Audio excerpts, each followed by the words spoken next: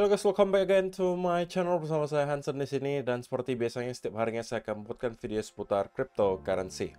Apa kabar kalian hari ini semuanya? Semoga dalam keadaan yang baik-baik saja. Teman-teman, di video hari ini kita kembali akan membahas kira-kira apa yang sedang terjadi di Bitcoin secara price action. Kita melihat dalam 24 jam terakhir Bitcoin sepertinya belum mau berhenti rally dan sempat menyentuh ke angka $44.000. Kita bakalan bahas kira-kira kemudian area mana yang bisa menjadi potensi major resistance berikutnya, diikuti juga beberapa hal dan juga data yang menurut saya cukup penting untuk kalian simak. So, stay tune terus sampai akhir video. Sekarang kita bakal mulai dari CoinMarketCap terlebih dahulu. Per hari ini secara global market cap crypto berada di angka 1,6 triliun dolar atau naik sekitar 3,41%. Dari top 10 coin sendiri kita melihat dominan berwarna hijau. Satu-satunya yang merah itu cuma BNB. Sisanya mengalami kenaikan antara 0, sekian persen hingga kurang lebih 16%. Dan yang menjadi top performer hari ini adalah Avalanche dengan kenaikan 16,28% menuju 26,54 dolar. So, itu adalah outlook sementara dari beberapa top coin yang ada. Sekarang kita langsung aja masuk ke beberapa data dan berita terbaru hari ini. Nah, pertama teman-teman, perlu saya ingatkan kembali bahwa apa yang kemudian menyebabkan market khususnya di cryptocurrency itu sentimennya bullish.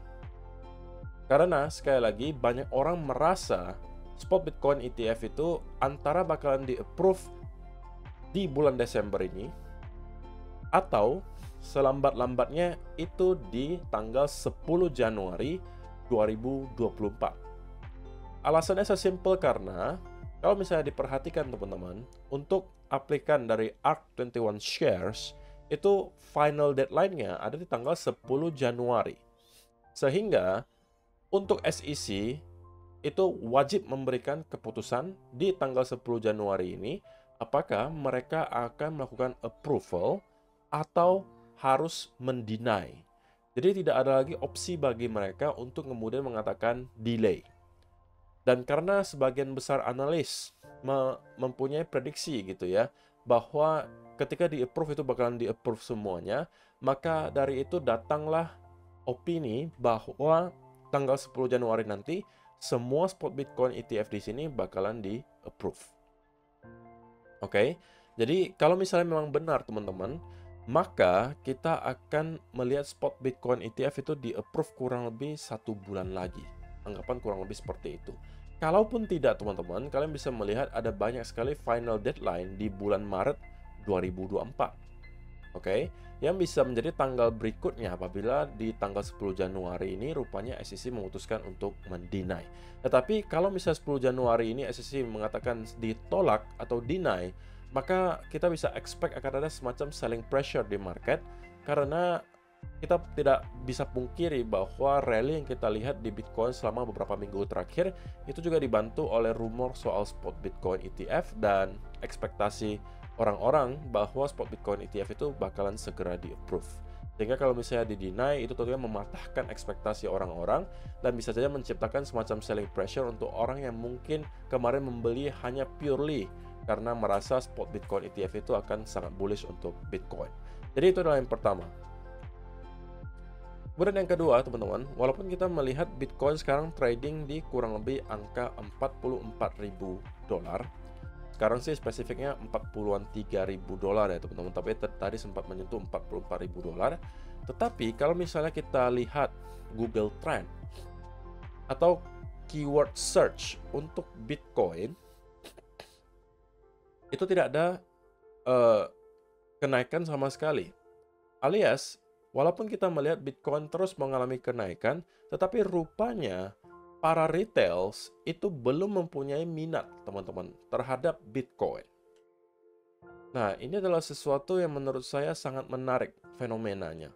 Setiap kali kita berada di bear market, di fase awal sebuah bull market, para retail itu justru tidak tertarik untuk masuk. Tapi justru ketika kita sudah di all-time high, ketika kita sudah berada di area pucuk, itulah justru para retail start untuk masuk dan FOMO. Kenapa? Karena memang pada saat itu ketika kita melihat fase parabolik akhir sebelum kita ketemu dengan cycle top, memang biasanya setiap harinya kita akan melihat altcoin itu ada yang geraknya ratusan persen, ada rata-rata naiknya puluhan persen, ratusan persen intinya. Jadi, orang-orang yang awalnya mungkin tidak tertarik Kemudian karena melihat banyak sekali teman-temannya semuanya profit gitu ya dari altcoin atau yang lain sebagainya. Ditambah juga saya yakin pasti pada saat itu media massa, media cetak semuanya bakalan meliput soal Bitcoin dan kawan-kawan yang terus menembus ke all time high. Itu akan membuat orang-orang kembali FOMO masuk.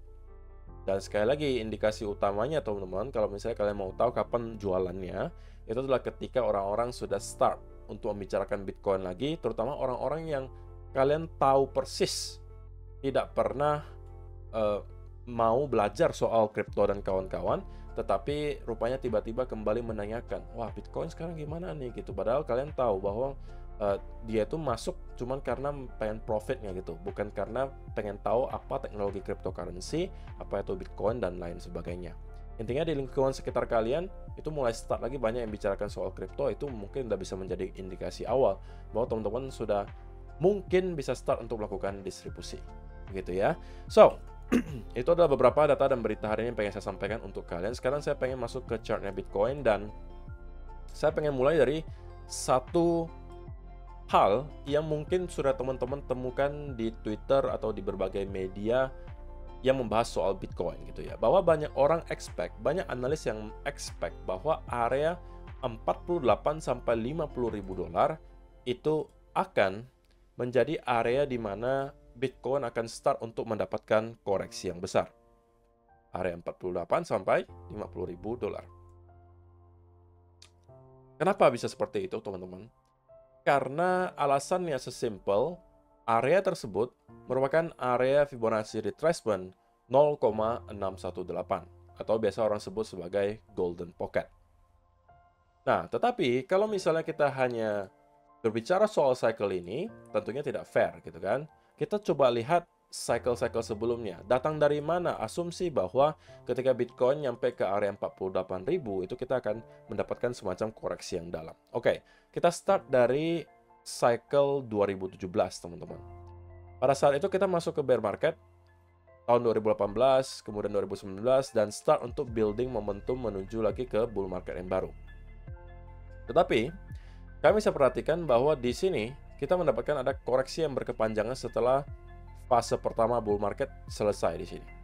Fase keduanya di sini, ketika kita sudah masuk ke fase parabolik dan membentuk ke all time high yang baru. Nah, jika kita ukur teman-teman dari area top ke area bottom bear market pada saat itu, maka memang kita berhasil nyentuh ke area 0,618, persis di sana berhenti sebelum kita kembali start untuk drop dan mendapatkan konsolidasi yang cukup panjang sebelum pada akhirnya kita start untuk kembali rally ke atas. Oke. Nah, kalau misalnya cuma sekali, bisa jadi itu adalah kebetulan, gitu kan. Nah, tetapi kalau misalnya kita scroll lagi ke belakang dan kita lihat lagi cycle sebelumnya, katakanlah yang di sini, cycle 2014. Maka teman-teman juga bisa menemukan hal yang serupa terjadi. Kita mendapatkan ada bear market selama kurang lebih 1-2 tahun sebelum pada akhirnya kita masuk ke fase awal sebuah bull market dan kita mendapatkan koreksi yang dalam itu di mana? Persis di area 0,618, teman-teman. Oke, sebenarnya saya penasaran nih, cycle sebelumnya apakah juga sama gitu kan? Kita coba cek. Apakah hanya kedua cycle tersebut atau cycle yang di sini juga rupanya mendapat rejection ketika di 0,618. Nah, kalau cycle sebelumnya teman-teman, di sini kita justru jadikan dia sebagai area support ya, kalian bisa perhatikan. Karena kita berhasil untuk jebol tanpa ada hadangan, tapi ini kita jadikan sebagai area support yang kemudian tidak berhasil dijebol oleh para bears. Jadi memang kita bisa melihat dari segi historis bahwa area 0,618 ini sangat mendapat respect dari para traders maupun investors, teman-teman. Nah, berangkat dari pengetahuan tersebutlah kenapa menurut sebagian analis kita akan nyampe ke area 48.000 sampai 50.000 dolar sebelum pada akhirnya kita mendapatkan koreksi besar, at least kemungkinan menuju kembali ke sekitaran 40.000 dolar.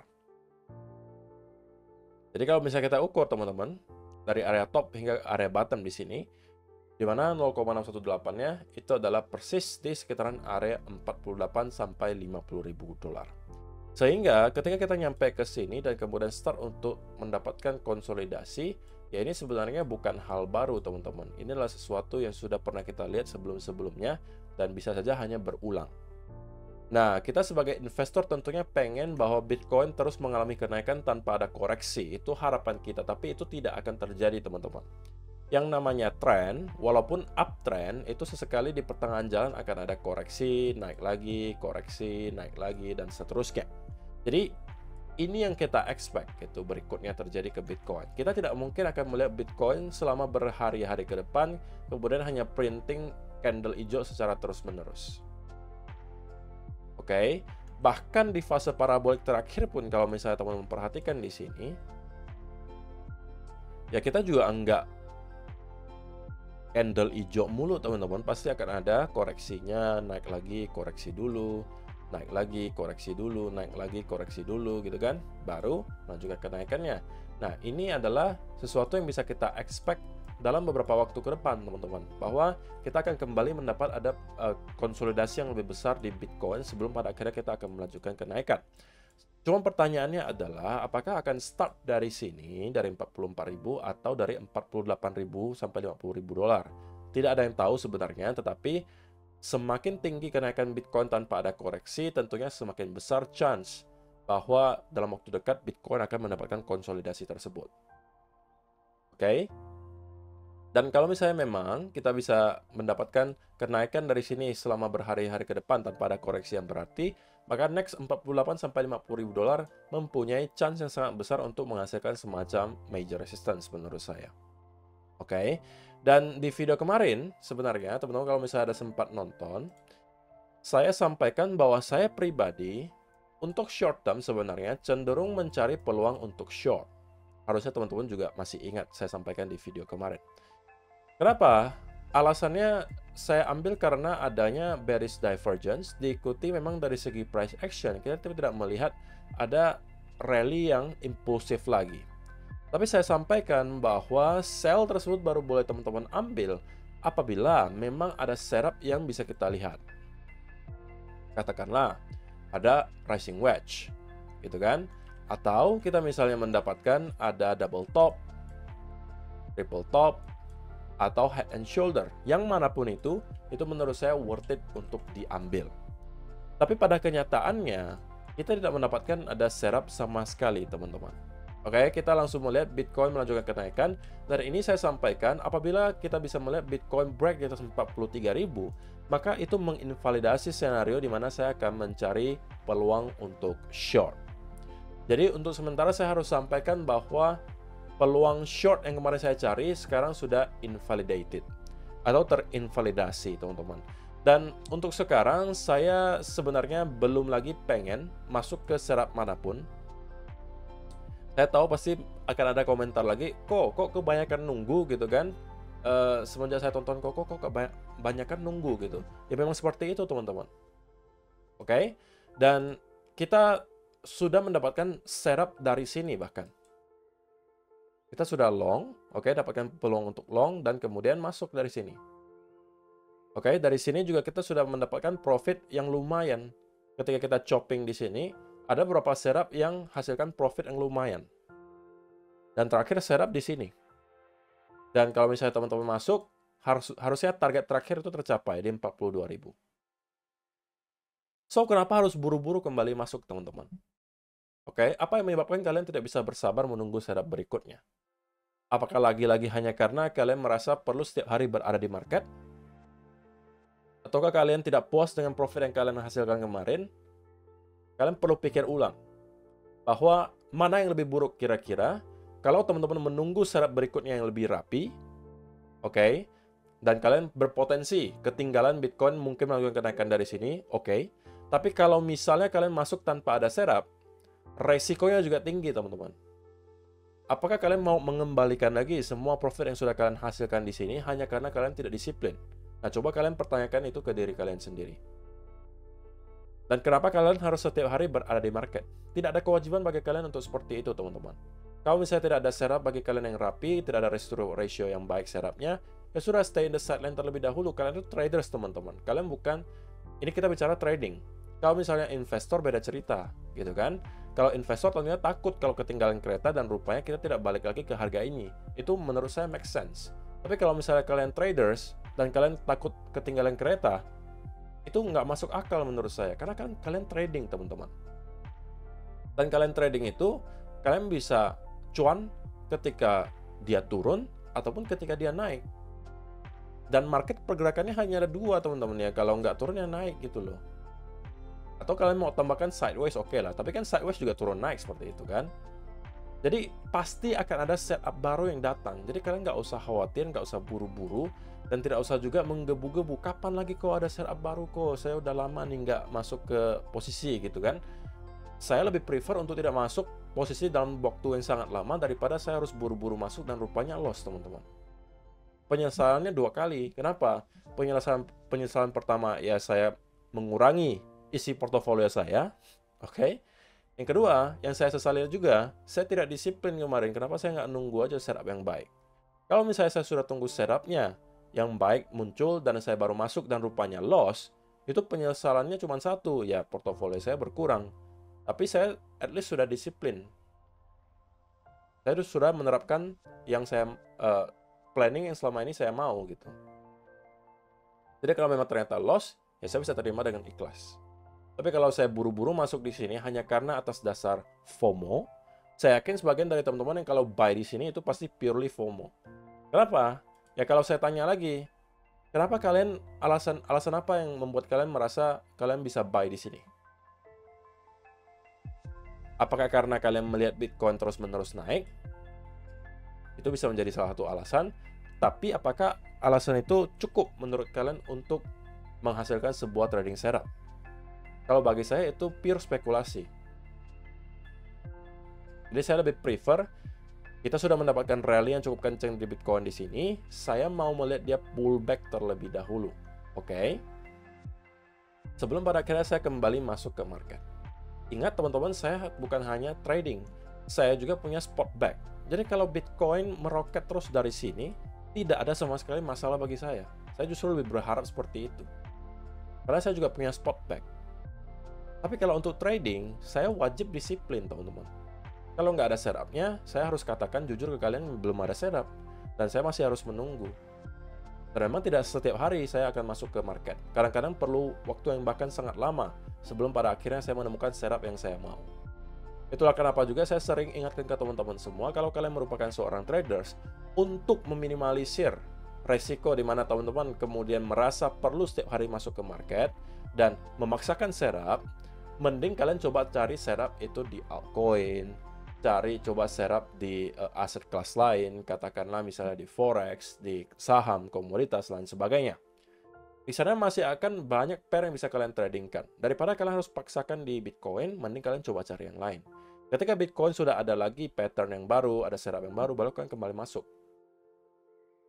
Lalu, intinya apa yang mau disampaikan di video ini secara price action kira-kira kemana habis ini kok? Kalau saya pribadi, sekali lagi teman-teman, saya belum mau mencari setup di sekitaran area di sini. Oke.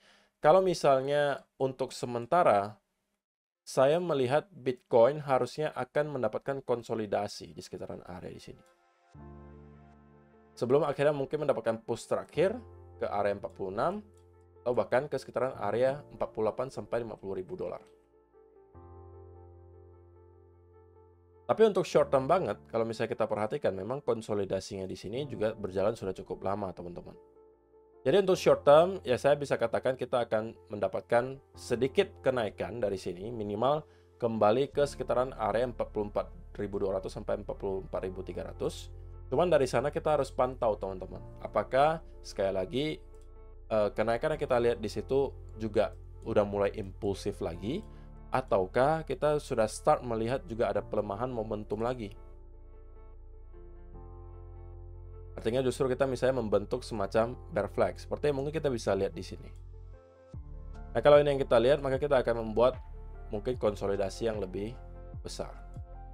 Tapi kalau rupanya kita bisa mendapatkan pergerakan yang lebih impulsif lagi ke atas, dan justru misalnya membentuk kembali ada pattern continuation, nah ini satu-satunya senario yang mungkin teman-teman bisa manfaatkan apabila terjadi.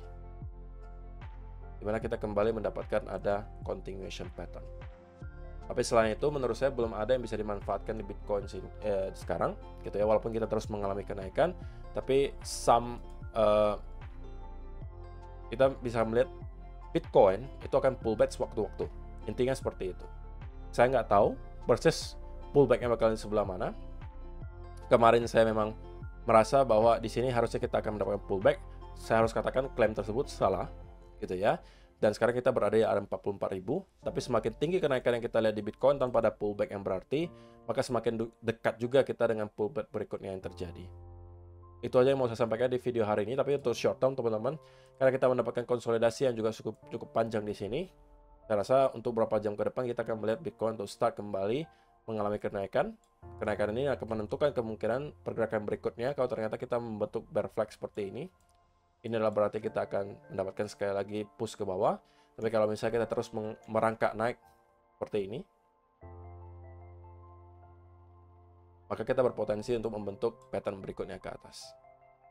Begitu ya. Jadi untuk sementara masih 50-50, saya harus sampaikan apa adanya. Jadi teman-teman yang belum mempunyai setup apapun, please jangan buru-buru untuk masuk ke market. Biarlah market berikan kita clue berikutnya tentang apa yang pengen dia lakukan berikutnya. So, itu aja untuk video hari ini teman-teman. Terima kasih untuk kalian yang sudah menonton sampai selesai. See you in the next video. Bye-bye.